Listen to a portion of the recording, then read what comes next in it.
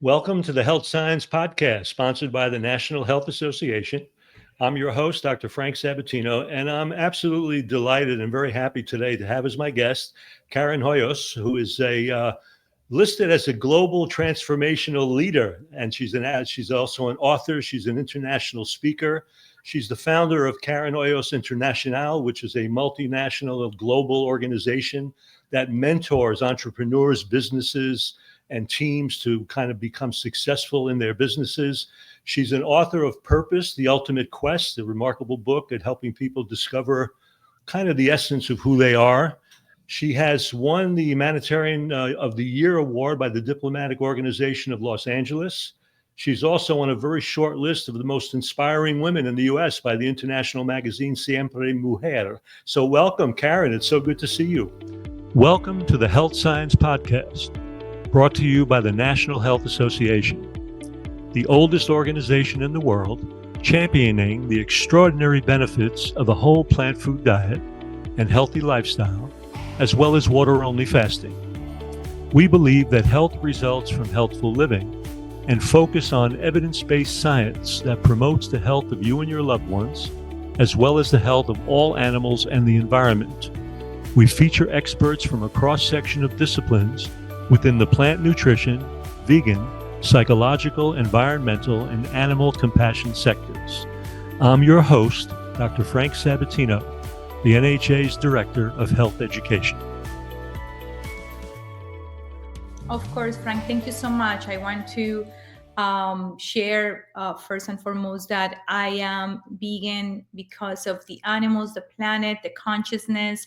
This is one of the best decisions of my life, and I have been very blessed to inspire over 500 people to become vegan in the course of 20 years that I have been teaching. So I'm very proud of that accomplishment. I think it is a blessing for everyone who has access to this change, this consciousness chip, like I can call it. If you notice my accent, if you're listening, it's because I am already originally from Colombia. So if you need me to repeat something, I will repeat it with the same accent. I always say that to people. No, your English is perfecto. It's perfecto. It's beautiful. Thank Yes, you. beautiful.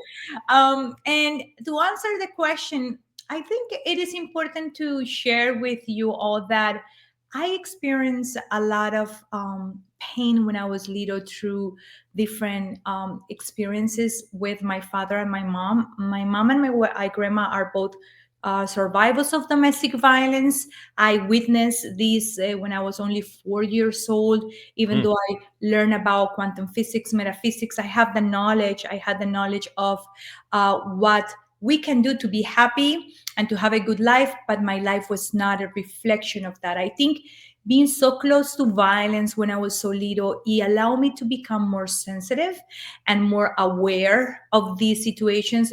I didn't link that to my food yet because I grew up in Latin culture. You know, we eat meat for everything. And if you don't have meat in the plate, that means that like you're poor, like it's like something to look down on, right? That's how I grew up. Vegan people, I didn't even know what vegan was. Vegetarian people were people that eat grass or whatever stereotypes, right? So Right. I didn't really understand anything about this. But when I moved to the United States, I was pregnant of my twins. I'm 45 and I have 21-year-old twins. I have a 4-year-old now, and I'm a grandma of Wow. a 7-month baby. So, and I'm 45, very proud, very proud. No Botox, nothing, use the vegan style, also very good for looking young. That also helps. And when I moved here, I was living in New York at the time. I was ready to leave behind a life of pain. So I decided to go into personal growth, and personal development changed my life, right? Yeah, the first person I heard speak about the impact on food to your energy was Tony Robbins at the time, who was vegan. Mhm. And I never heard this before. He was talking about eating plant-based as a way of having more energy and this. And I was like listening to all of this. So this was a curiosity for me. Like I was curious to learn more. As I was healing my own experiences of my childhood, I started finding a calling to help more people. I received a calling to become a motivational speaker, a coach, and even though I don't practice any particular religion, I did have a spiritual relationship with God. So I remember starting this journey, and I say, God, I don't know how am I going to do this, but you show me the way. Mhm. Whatever you think I have to do in order for me to become my best version of myself, to become a teacher, please show me and I will follow. So I start healing my inner child, going to meditation retreats, taking coaching with Tony Robb and Deepak Chopra, other people. And I remember meeting Harshada, my meditation teacher at the time, and he was the first fully vegan person that I met. And his reason why he was vegan was more about consciousness, spirituality, more for that. So that was something that connected to me in a deeper level. That led me to start investigating, and I do believe that knowledge is power to become this transition of being curious and wanting to know, to really seeing the impact of what we eat in our life, that planet, and most importantly in the animals. So when I start reading, and obviously I watch Erling's the documentary that changed my life forever. I couldn't go back. Since then, I decided I was going to be doing this transition, and I am so grateful that I did. Karen, you are in a very happy relationship with your husband. You have family, but there is this concept when people have these early traumas or even pre-generational trauma that there is something called generational trauma. Yeah, So I want to ask you this in terms of having witnessed that in your early life, how difficult was it for you to find that relationship that you could trust, and even with your husband, let's say? Talk a little bit about that sure. dance, because we have many people in our audience go through that. You end up with certain trust issues and the inability to have your heart open because of the traumas that you had experienced. Now, I know you did a lot of personal work, but let's talk a little bit about that. How did that influence, or did it influence your early relationships? Was that difficult for you? It was definitely did influence. This was a blind spot for me, right? I didn't know that this was happening, that this was a direct impact in my relationships and the people that I was choosing to be with. Starting with that relationship that it hurt not only my life, but it changed my life forever. Now I can look back and be grateful for that. There was a moment, Frank, that I actually had a gun pointing to my head.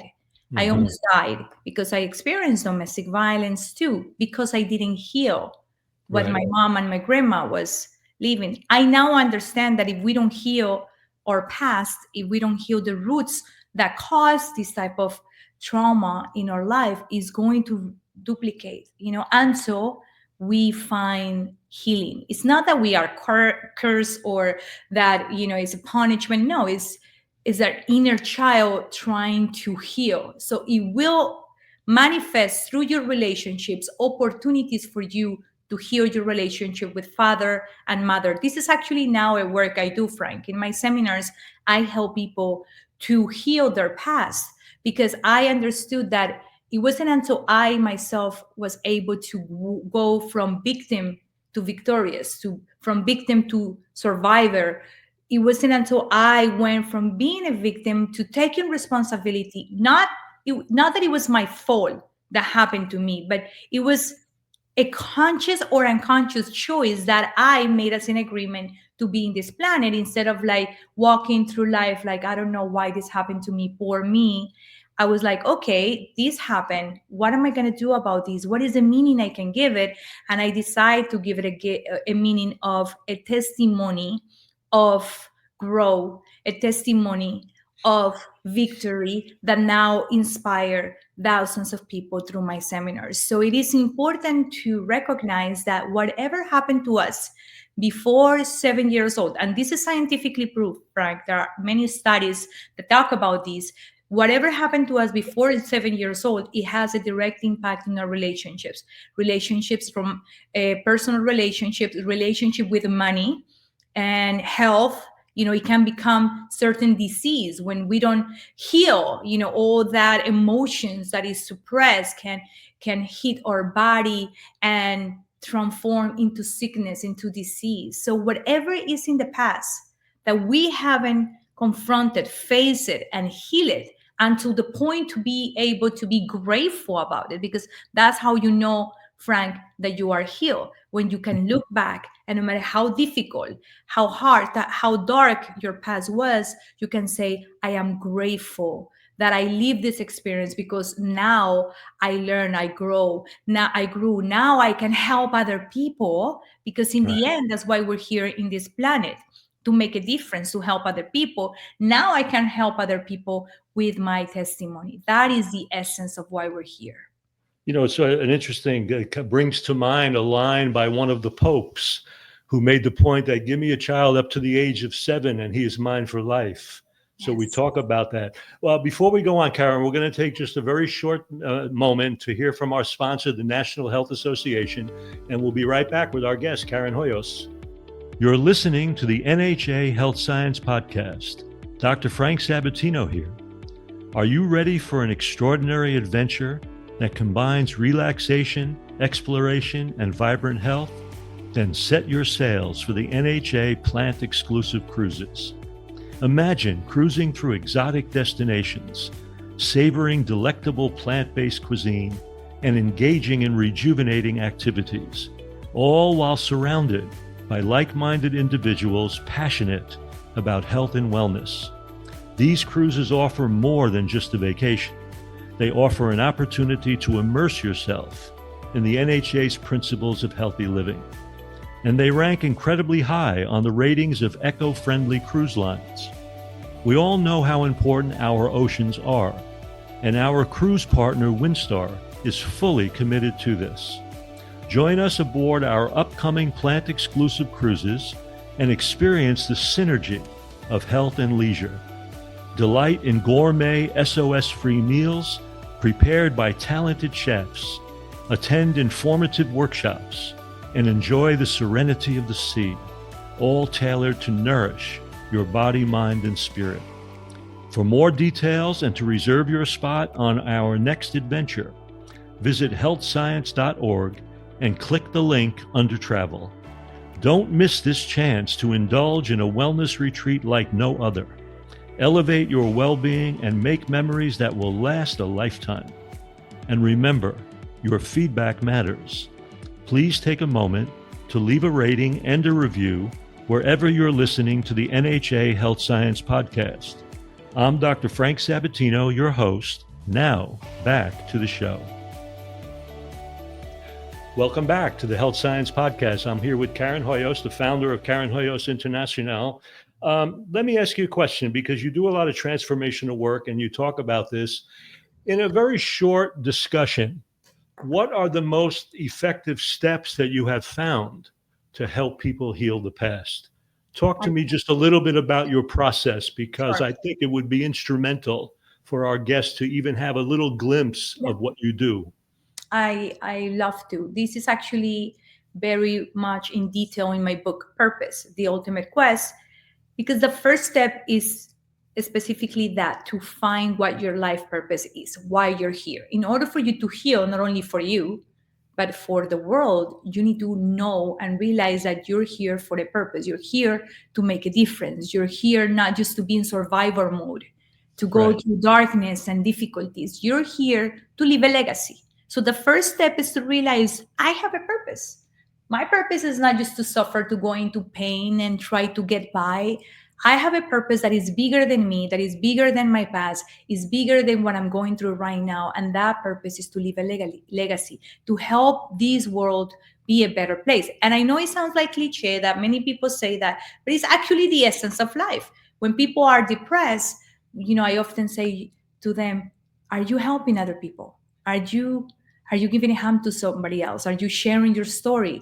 Immediately, when people start helping others, their depression disappear, because it's not about them anymore. When we are in a world that we are the center of our universe, is all about us, our pain, where we're going through me, and then it's very difficult to get out of darkness. So the second step will be to start helping other people, sharing your story. Ask yourself this question: if you had all the money right now and all the time to enjoy it, what would you do with your time? Not with your money, Frank. What would you do with your time? You're obviously living your purpose here with your podcast. I was looking through all your interviews and to see your passion and how committed you are to bring this amazing message to the world. That is your purpose. When you are living to share your gifts and talents with the world, and not just to, to make it about you, not just to help yourself, one, two, three, but to really focus and making a difference, that allows you to go through this life and overcome the trauma that had happened before.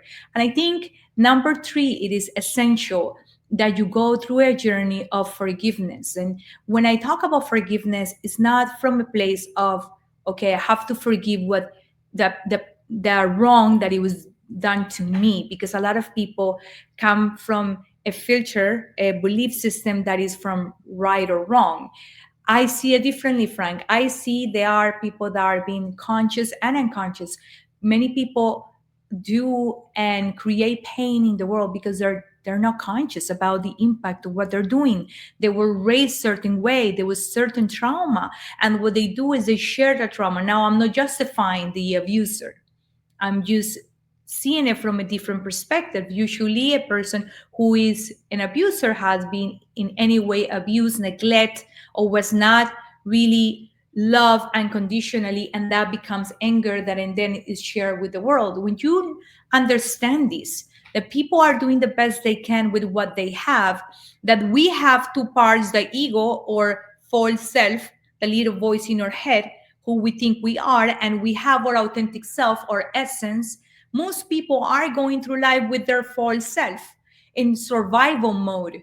They are in defensive mode. They're getting by. They're doing the best they can. They're exploding against other people. When you get out of the matrix, when you go out of your mind and your thoughts and your ego false self into your consciousness, into your being, into reflection mode, into observation mode, I can observe myself. I get out of the picture so I can observe what is happening in my life, so I don't become a victim of my circumstances. So I lead my circumstances. So I can decide through gratitude, through helping others, what the meaning of my life is. And then that journey start into unfold. It is a process. It is a process that is possible, but you have to choose anyways. You choose Right. to stay in pain and darkness, or to go through light. It's still hard. It's still painful to change.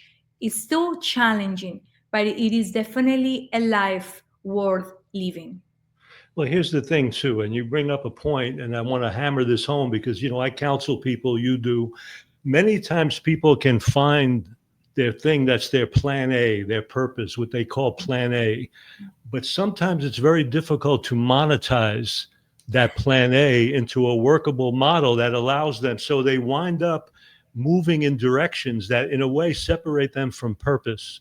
So, Yes. how do you help people work through that where they have to somehow nurture their purpose in themselves while participating in behaviors or activities or work that may feed themselves and their families? It does create a split. It creates a split in that person. And I see people that when they encounter that, they will go through anxiety and depression and so on. So not everyone can immediately monetize their purpose. And unfortunately, we live in a culture where money is necessary to survive. You need a certain amount to feed yourself, to take care of bills and all of that. So how do you help people that are finding themselves being separated from their purpose because of the pressures of survival, while they clearly know, I want to express my plan A, but I'm being sucked down by plan B and plan C? How do you help those people? I love this question. I had an experience myself that when I found my purpose, I knew this is what I was going to do for the rest of my life. Right. This was my vision. In the other hand, there were bills to pay. I was a single mom living in New York, the most expensive city, one of the most expensive cities in the United States. Um, I was an immigrant, just recently arriving from Colombia. This industry was led by men, and there were very few women, and definitely not young Latina women. I was told by many people, nobody's going to listen to me because I'm too young. At that time I was 23, or because I'm too Latina, or this and that. For other people, they all had the reasons why I couldn't leave from this, right? Now, I had to make a decision. I knew this was set for me. I knew I wanted to live my purpose fully. And in my case, Frank, because there are two ways to do this, and I learned that with time to help people transition into that. In Right. my case, I decided not to have a plan B. I had two kids, and I have my mom that I was taking care of, and my sister, and I decide I live my purpose or I die. Extreme, but that was my choice, right? Not everyone has to go through that, but it was my choice. I was like, I prefer to die than not to live my purpose, and I'm not going to exchange my time, my talents, and what I have inside me for money. I know, in my case, God, universe, higher self, whatever you call it, whatever the label, doesn't matter. In my case, is God will provide what I need. And let me tell you, the first 4 years were very hard, Frank. I was barely making money to like cover my expenses, and people were going through my seminars and they doubled their income, they tripled their income. And I was already going on TV, national TV. So people think that I was rich. No, I was so broke, and I was still doing my seminars. And there was a moment that I got eviction letter that I had to leave my apartment because I couldn't pay my rent. And I Right. remember I was in the courtroom, and I was dressed up as smiling, and a person asked me, "Oh, you are an attorney, can you help me?" I'm like, "No, I'm here like you, they're gonna kick me out of your home." And she's like, "So why are you smiling?" I'm like, "Because I'm a speaker and I'm gonna tell this story one day from stage." And the woman looked at me like, "Oh, she's crazy." And long story short, at that moment, a family that went through my seminars, that went from being broke to being millionaires thanks to my tools. They say to me, "Karen, we want you to live with us. Come to live with us." And I move with them, with my kids, with my mom, my sister, my dog, my cat, everybody in 9 months, and they cover everything. Now, people say, "Okay, well, yeah, that's not realistic." I believe the opposite. I believe that when you follow your purpose, miracles happen. And Mm, miracles are just the deeds that you have planted, and mm, they come back to you. And at that moment, Frank, I met someone who became my actual mentor. He is a self-made multimillionaire, Jewish entrepreneur. And I mentioned this because he taught me how to heal my spiritual relationship with money. He said something to me that I will never forget. "Karen, why you are struggling with money is because you have separated the spirituality from business and from money. You see two different things. And if you don't see God in money, you don't see it at all, because God is in everything." And I was like, "Phew." It was like change for me. And I remember through some tools that I actually now teach people, because now I teach people how to heal relationship with money so they can actually live from their purpose. Not only live their purpose, but actually live from it, right? Make a living out of it. I went from being broke to make my first $1 million in only 3 months. Only 3 months after living in the house of this group of people, I became a millionaire. Now, why this happened is because I transform, I heal my relationship with money. And when you do that, it is possible. Now, not everyone is ready to say this or nothing, right? Not everyone is ready to say, "I don't have a plan B." Okay, so let's have a vision and a transition plan, a transition map. And I say to people, if you really want to live your life purpose, we need to make a plan no more than 1 year. That you need to know that no more than 1 year, you won't be living, you won't work anymore in something that is not your life purpose, that is not your passion, for more than 1 year. Give yourself 365 days the most, and you make a plan. Where are you going to be in 12 months? Where are you going to be in 9 months, 12 months, 3 months? You go backwards, and then you do all the steps all the actions that you're going to take, the seminars that you're going to sell, the trainings that you're going to do, anything that you need to do in order for you to fulfill that and start taking action. But it's not just any action, it's action with purpose. Is Right. action knowing that this transition is non-negotiable. But at what point? At one point, Frank, the person have to choose their purpose. Yeah, As you've got to come non- to that choice point at that place. Yes. until you don't make your purpose non-negotiable, until that moment, it will never happen. It's actually very challenging and sad to know that only 1% of people on this planet are actually living their life purpose. Karen, before we move forward, let people have a sense of where you are. So tell them the location of your URL and where they can go to find out more about you and your work. And please say it twice if you can, Of please. course, of course. Well, first of all, I have many goodies, free stuff. I like to give people a lot of value through our trainings and our pages. My main website is very easy. It's my name and last name.com. Karen, Karen, last name Hoyos.com. Exactly my name and last name.com, and all my social media are the same. Karen Hoyos, Karen Hoyos. You can also write an email directly to me to info@karenhoyos.com, or you will find how to contact me on my website as well. It will be my honor if you have that calling to become a coach, a speaker. That's something, frankly, now I do. And I'm very proud to say that one of the steps that I always teach people as a speaker, as a coach, when they see me, when they listen to me, when they see my business, my transformational business, and say, Karen, how would you do it? You're 45, you have so much energy. You now are happily married. I'm happily married for with my husband, 7 years together. He's a vegan athlete, a gold medalist. And he was not vegan when I met him. He became vegan with me because for me it was non-negotiable with being with someone. Like I was very clear, I was That's the very same. clear.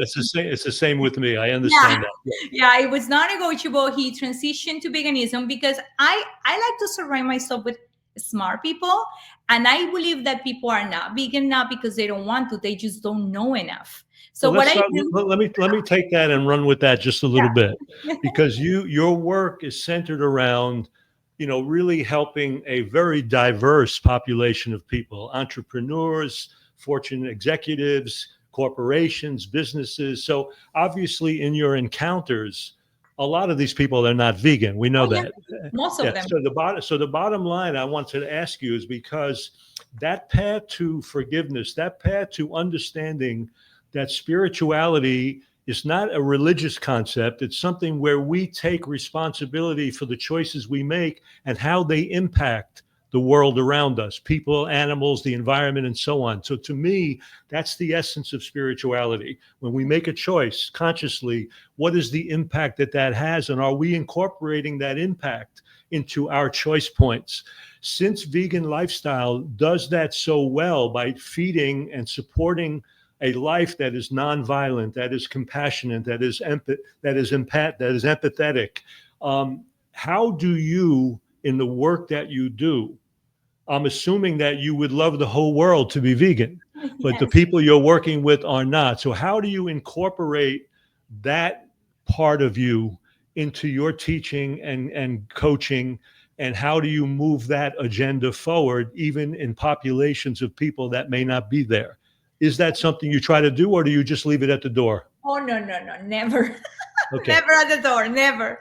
And I Okay. love this question from because it's actually the first time in a podcast that somebody asked me such a beautifully put a question like this, because as you are yourself vegan, you can understand. So I always talk about veganism. So let's just start with that. When Okay. someone meet me, within minutes of our conversation, they will know about my purpose and about me being vegan. So yeah, the joke that people say that how do you know if someone is vegan? They will tell you that's me.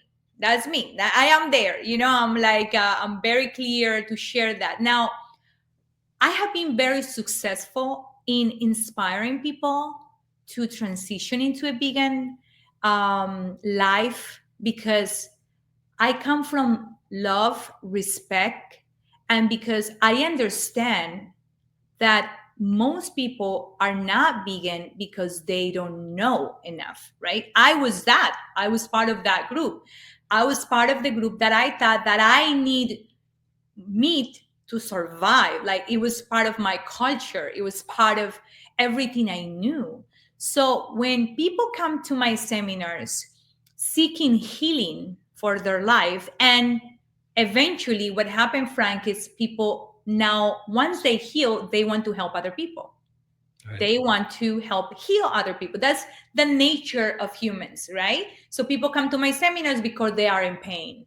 Once they heal their pain, they're like, I want to do this. I want to help other people to heal too. Karen, can you teach me? Can you please teach me how to be a coach, how to be a speaker, how to be a healer? And an essential part of what I teach is channeling. What is channeling? Is like I don't memorize what I'm going to say. I never prepare a speech. I never have a PowerPoint. I don't have a script. What I do is channeling the message that higher self, God, whatever you want to call it, is giving me to share with the world. That's what I did when I was in front of professors at Harvard University, even though I didn't have a college degree at the time. I'm a doctor because I received an honoris causa in degree, right? So it was an honorary degree, right? But I was in front of professors at Harvard. I didn't know what I was going to say. I said, God, you speak through me, you use me, I'm a channel. So I say to people, in order for you to be a clear channel, you must have a high vibration in your body. And high vibration comes from everything you do, including your food. If what you're eating is low vibration, that means has death, has suffering. This will interfere with your channeling process. So some people come to me and start exploring veganism because of that. Other people, realize how you can want to make a difference and help other people with one hand and then hurting others when you are eating. It's not congruent. And for me, congruency is my number one value. So I come from a place of love. I don't judge people, I don't push them. They come curious to me because they are inspired by my lifestyle. They are inspired by my results. They may see me at the Oscars or the red carpet of the Grammys, or they see me on TV and they see my family. They see me so full of energy. They want this life. And I say, all of this is a combination of different factors. And I can say that one of the main factors that allow me to live the purpose I have been living for 20 years, thousands of people traveling the world, being full of energy, I'm just beginning and feeling so good with myself, being able to help people change their life completely, heal from different, even terminal diseases. What allow me for me to be so connected is to have a clear channel. And one of the main essential steps to have a clear channel to receive that message is to eat vegan. 100%. There is nothing else in my way. Now, some people say, okay, but vegan, you can be healthy with. I'm not saying you cannot be healthy. Sure, you may be healthy, vegan, no vegan, right? You can. But if you are going for a deeper experience of life, channeling, receiving messages that are given to you, if you are looking for a deep connection, a spiritual connection, compassion, love, when you can make a difference, when you, wherever you go, you are doing good and you're not destroying anything intentionally with your action. If you're looking for that deepness, veganism will be your only choice, because that, my friend, cannot be negotiable, because you cannot hurt and do good at the same time. It just, you can't. There are the opposite side of a coin. Karen, and I totally in accord with that. And congruence is very important because people don't realize that every time we make a choice, there is always a consequence to that action. So instead of getting lost in the bad choice that you may have made, or we beat ourselves up, or we go to hell in a handbasket, how can we use the consequence of our choices to evolve and fashion our next set of choices? How can we bring that information? Because as you make a point, everything is always informing the body with energy, whether it's food, thought, behavior, relationships. So how are those things congruent with your plan A? How are they congruent with that plan A? And if they are, I bless you. And if they're not, we have to put the big boy and the big girl pants on because nobody can do that for us. Yes. Let me ask you a question because I want to move from that. I Yeah. noticed also that you've taken a big role in your work with working with the UN and other humanitarian projects. Can you talk to that? Can you speak to that a little bit and how that has evolved and what kind of things you've been involved in that arena? I believe in manifestation, Frank. And when I'm talking about manifestation, I'm not talking about the law of attraction. The law of attraction is more about in the mind level. It's like, oh, whatever I want, I get. I don't think that's actually good because Yeah, sometimes it's it's still too yeah, egocentric. It's way still too exactly. egocentric. I agree with you. Exactly. It's like, oh, what my ego wants, and then I get it, and Right. then you get it, and then you realize it's not what you really need. Manifestation is okay, what higher self, God, what is it that you want from me in order for me to serve the greater purpose? What is it? What is the manifestation? Where do you want me to go? Where do you want me to speak? What are the books that you have me to write in order for me to fulfill my destiny? When you are coming from that place, not for the attachment of your desires, even though if you go to that place, you will manifest things that you don't even imagine that you can. I never thought I was going to be speaking in front of presidents, senators, people that have had so much authority in the world. I never thought about this. This was never even in the list of Right. something that I will want for me because I didn't even know it was possible. Once you start living your life purpose and you surrender, I think the word here is surrender. I surrender. I don't know the how. I trust. I don't know the how. I trust God, universe, higher self that you will bring me the people, the opportunities, the books, the seminar, the podcasts, everything that I need in order for me to prepare myself to serve. When you come from a place of service every day, not just what's in it for me, but what can I do for others? Obviously, you have to take care of yourself because you cannot give what you don't have. But it comes from like, I honor myself so I can serve. I honor myself so I can love. And that means sleeping, taking care of your needs, being with your family. That means you're honoring the temple that you have with your food, with what you drink. In my case, I don't drink alcohol. It's not congruent because, that's harming my brain. So I don't want to hurt animals. I don't want to hurt my brain either. So I don't smoke. I don't drink. I don't even drink coffee. People say, how are you a Colombian? You don't drink caffeine. Well, I want to be as present as possible.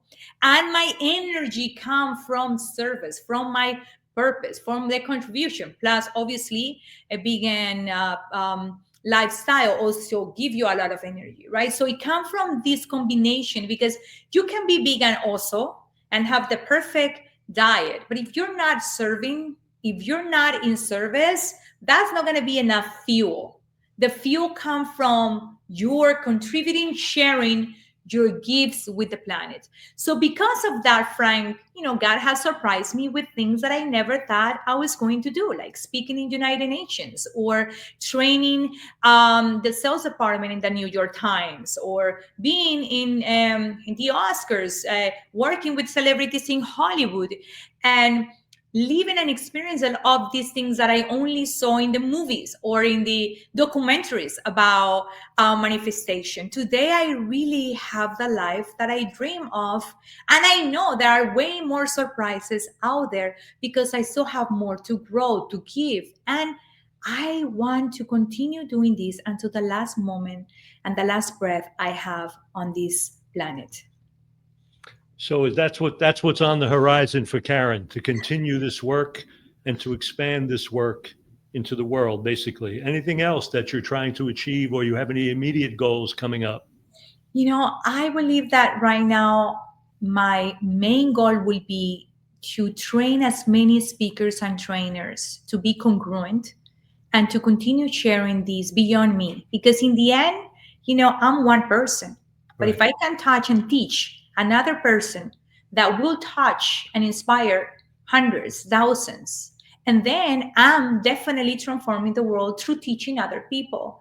I love this while I'm still enjoying life with my mom who is healing from an important disease, a gift, like she call it, personally, something that she is moving forward. And let me tell you, my mom is going right now through a lot of difficulties. And because she, one, is vegan, and two, because she has these transformational tools, no side effects like other people, no like experiences darkness like other people. She's going through these experiences while she's building a testimony. So I'm with her, enjoying my mother, my kids, being a mom of a 4-year-old who is also obviously vegan from conception, who was born at home, water birth here in Miami, and traveling the world. I just came from Egypt, and I took a group of 25 people, all vegan food for 15 days, delicious food,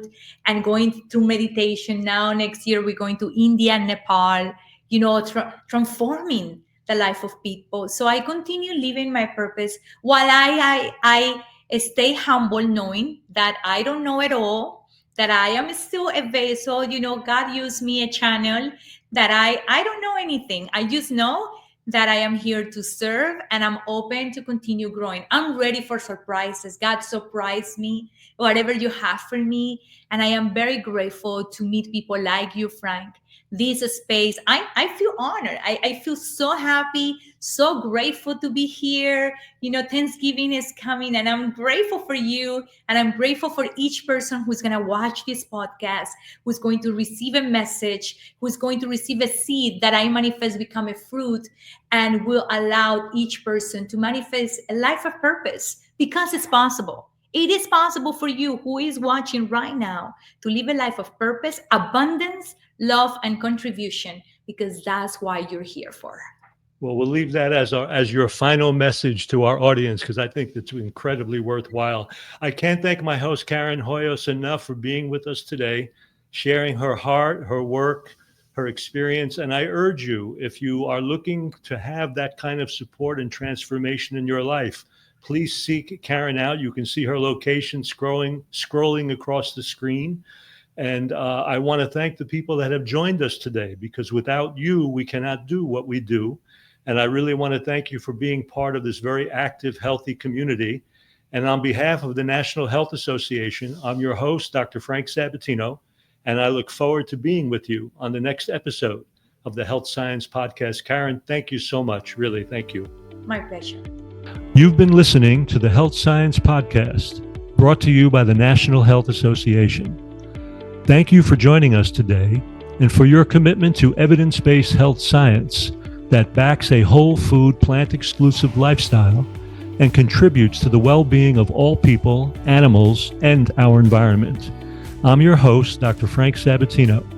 Be sure to leave a rating and a review, and we'll see you on the next show.